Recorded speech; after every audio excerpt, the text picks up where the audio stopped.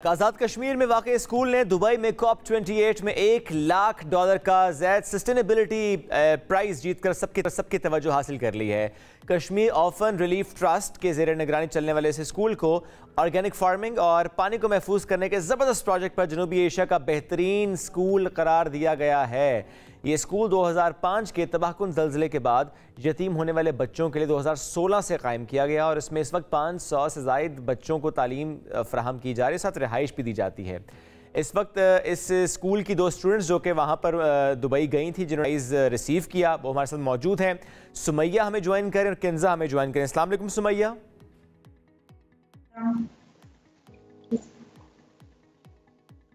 अस्सलाम वालेकुम सुमैया और किंजा, कैसे हैं आप लोग? वालेकुम सलाम, हम ठीक हैं, आप सुनाएं? अल्लाह का शुक्र, बिल्कुल ठीक ठाक। बहुत शुक्रिया आप दोनों का ज्वाइन करने के लिए। और इसके साथ चौधरी मोहम्मद अख्तर साहब हैं, आप बानी चेयरमैन हैं इस ट्रस्ट के। चौधरी मोहम्मद अख्तर साहब, अस्सलाम वालेकुम, कैसे हैं आप? वालेकुम सलाम, अल्हम्दुलिल्लाह, आपकी दुआओं से खैरियत।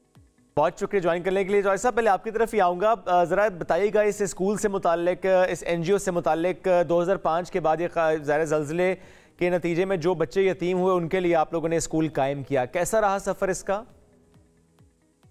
बहुत अच्छा सफर रहा, बहुत कलील सफर रहा। ये मेरा ड्रीम और विजन था। मैं बेसिकली एक ब्रिटिश बॉर्न नेशनल हूँ और ज़ल्ज़ले के दौरान जब हम गए और कुछ रिलीफ का काम करने के लिए जज्बा था, और उसके बाद जब यतीम बच्चों को मैंने देखा और ये ऐड किया कुछ करना है, तो मीरपुर आज़ाद कश्मीर में 100 केनाल एराज़ी के ऊपर हमने एक आलीशान घर तामीर किया। उन यतीम बच्चों के लिए सिर्फ सिलसिला ज़दगानी नहीं है, बल्कि पूरे पाकिस्तान के लिए वो बच्चे जो अपने वालिदैन से महरूम हैं, उनको एक बेहतरीन सहूलियत दी जा रही है, अकोमोडेशन, रिहाइश, स्कूलिंग, एक्सीलेंस। अच्छा, और मैं ज़रूर चाहूँगा इस प्राइस से मुताल्लिक ये किस कैटेगरी में दिया गया, क्योंकि हम पढ़ रहे थे कि organic farming and water conservation का जो प्रोग्राम है वो बहुत उसको सराहा गया है। जी, ये best global school south Asia का था, best global school south Asia on organic farming and water conservation के ऊपर। मुकाबला सख्त था।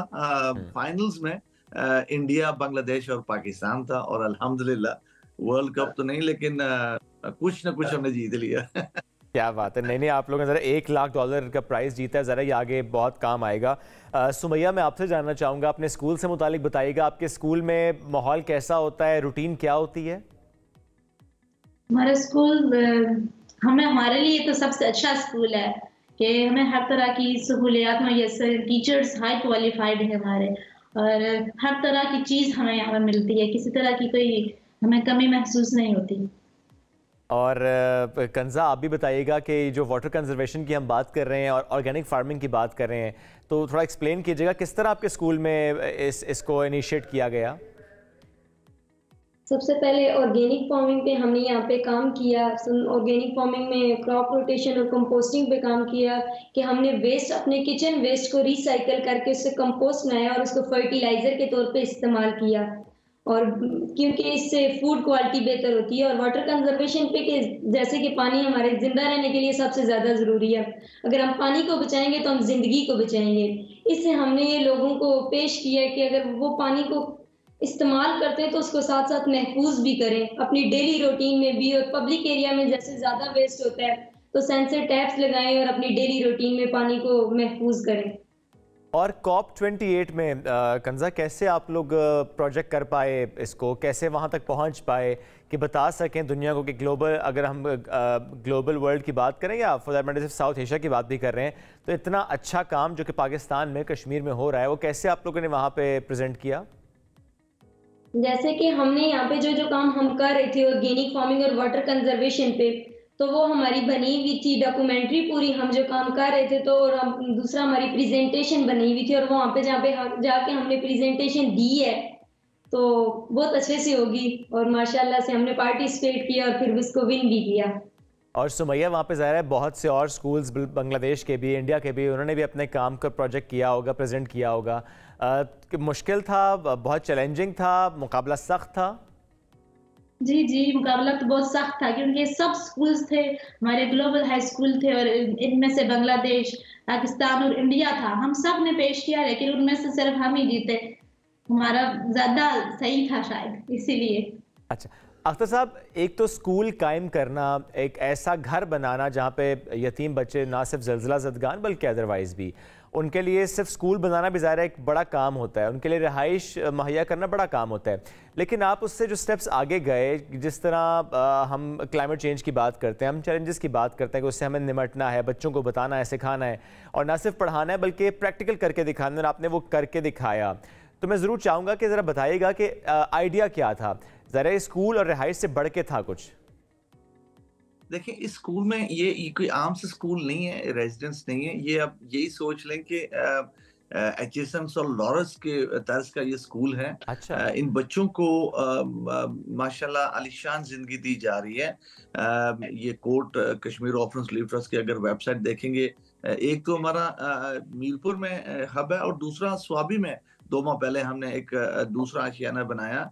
अच्छा। इन बच्चों को सिर्फ 16 या 17 साल तक हम नहीं तालीम देते, अलबत्ता इनको मास्टर्स और पीएचडी और डॉक्टर्स और जहां तक की बनना चाह रहे हैं, इनको सपोर्ट और असिस्टेंस देते हैं।